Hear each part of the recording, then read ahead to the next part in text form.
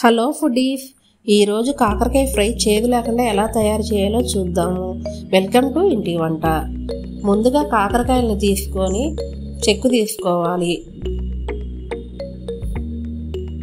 తీసుకొని వాటిని చక్రాల్లాగా తరుక్కోవాలి. వాటిలో ముదిరిపోయిన గింజలు ఏమైనా ఉంటే తీసేయాలి. కొద్దిగా ఉప్పు,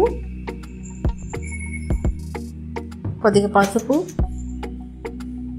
కొద్దిగా పెరుగు పులిసిన పెరుగు వేసుకుంటే చేదు లేకుండా ఉంటుంది. మజ్జిగ అయినా పోసుకోవచ్చు. కొద్దిగా నీళ్లు పోసి స్టవ్ మీద పెట్టి ఒక 5 నిమిషాలు కొంచెం ముక్క మెత్తపడే వరకు ఉడకనిస్తే సరిపోతుంది.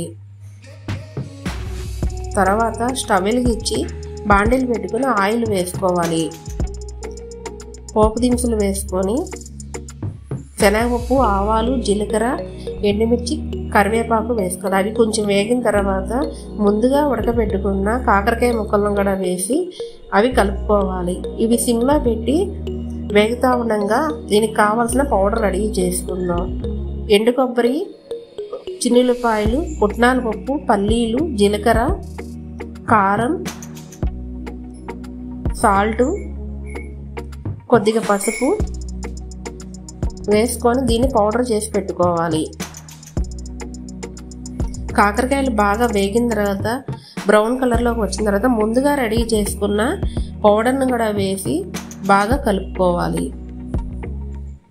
2 నిమిషాలు దీన్ని సిమ్లోనే ఉంచాలి. అంతేనండి, చేదు లేకుండా ఉండే కాకరకాయ ఫ్రై రెడీ అయిపోతుంది.